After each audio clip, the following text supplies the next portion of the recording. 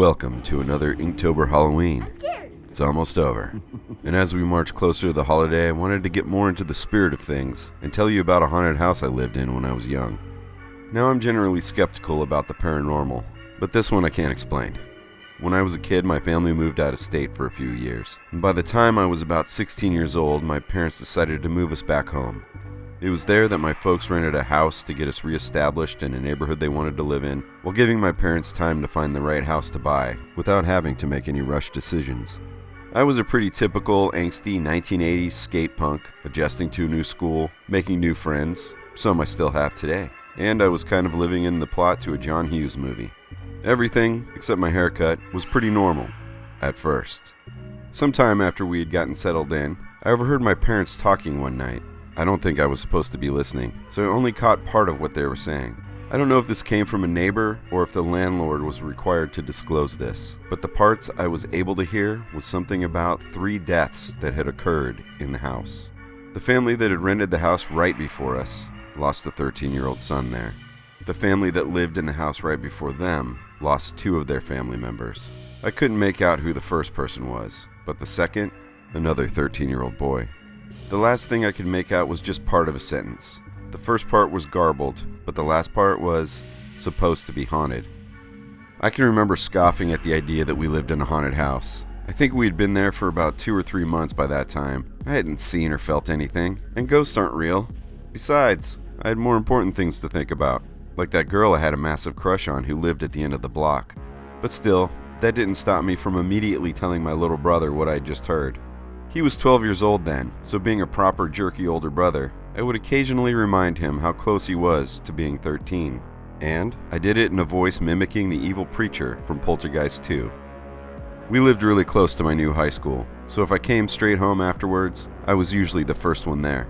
On one of those afternoons, I came home, opened the front door, and as I was closing it, from the corner of my eye, I could see my little brother standing there. I had no doubt that he'd beat me home and was waiting to scare me and get some revenge for every time I said, "You're almost 13, you're gonna die." I turned to cuss him out, but no one was there. There were a couple jackets hung up, and maybe an umbrella was leaning against the wall, but other than that, I was alone, and I felt pretty silly being startled. Probably just a bit of pareidolia, like seeing objects in the clouds.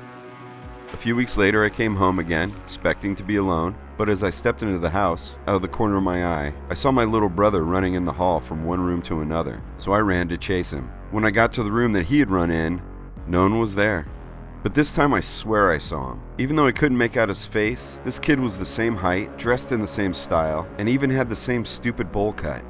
But I was the only one home. This started happening more and more often to the point that it became normal. I never really got used to it though. It scared the mess out of me every time. I'd see this kid running all over the house. He was usually in my periphery, but on rare occasions, I'd see him looking at me from around a corner or from behind a couch or something, only to dart back as soon as I caught him. And it was always when I was the only one home. I started to avoid being there if I was going to be by myself whenever possible, and I stopped razzing my brother with that evil priest voice. I thought I was going crazy, so I didn't tell anybody what I was seeing. I didn't even tell my friends just in case someone gossiped, and I'd have been damned if I told an adult. See, back in those days, being a punk rocker came with a lot of negative stereotypes and assumptions, and I didn't need any more grief. Despite all that, I'd say I was a pretty good kid, actually. My rebelliousness really only extended to my taste in music and fashion. Alright, maybe I was also a smartass with a loud mouth. Oh yeah, there might have been some light trespassing, but only when skateboarding was concerned. And I might recall some fisticuffs from time to time. And sometimes I might have violated my parents' curfew and snuck out of the house. But I only did that to meet my friends so we could skate places that were a bust during the day. Or to see that girl at the end of the block that I had mentioned earlier, who had become my high school sweetheart by then. And really, if you break that down, I was just sneaking out to get some exercise or say hi to someone that I loved. Sounds wholesome to me. Anyway, one night, I was climbing back into my bedroom window around 3 or 4 a.m., and I had to pee like no one has ever had to do before. Right before the bathroom was an entryway to the hall that went to the other side of the house. Something caught my attention down there. Looking to my left, I could see down the hallway straight into our galley kitchen.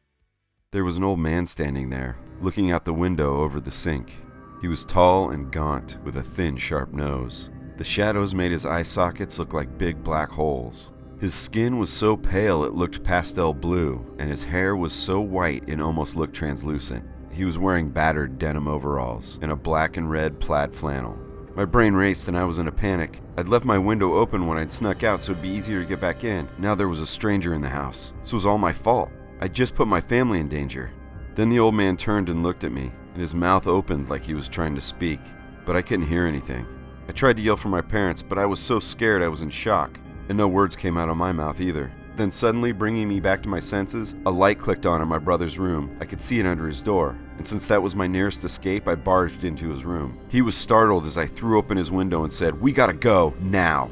In that short amount of time, I'd already hatched a plan for us to get out, run around the house to our parents' bedroom window and wake them up so that my dad could kick that guy's ass when my mom called the cops. Of course my brother was freaked out and he asked me, "What's happening?" I was pulling him out of his bed towards the window as I told him, "There's a weird old man in the house." And then I thought it was odd, because suddenly my brother totally relaxed and asked me if the old guy was wearing overalls.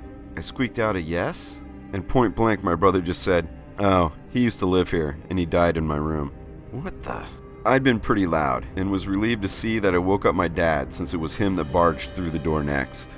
He was pissed. "What the hell are you boys doing up making so much damn noise?" I could also see in his face that he was about to ask me why I was fully dressed, but I quickly cut him off and answered his first question. I told him that I saw someone in the house. His expression changed because I think he felt the genuine fear in my words, and he did what all good fathers do. He jumped into action to protect his family. He searched the whole house and double-checked every lock.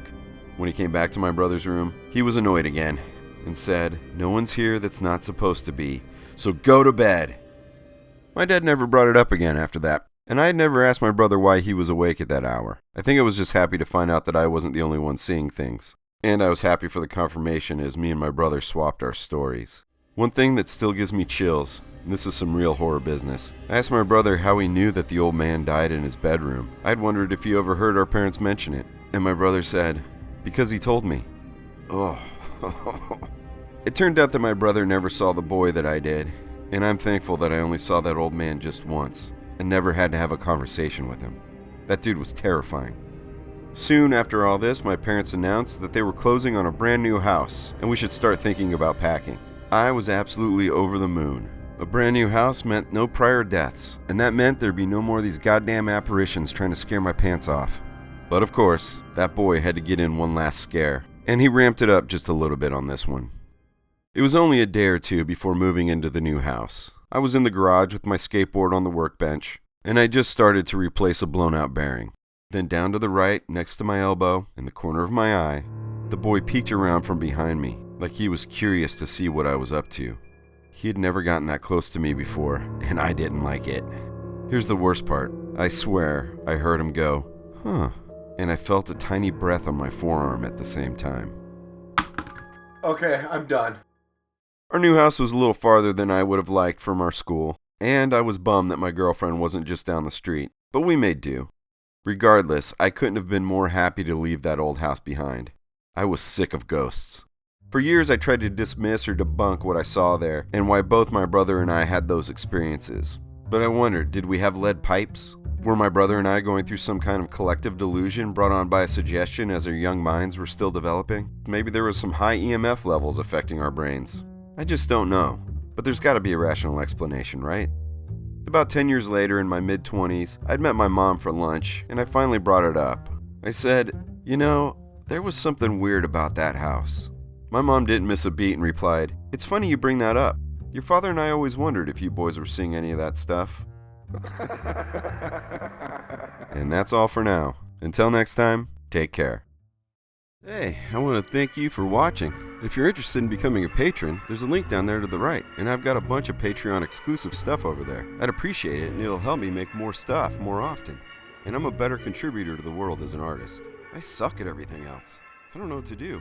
I'm terrible at delivering food, and I don't know if I can handle living in my car.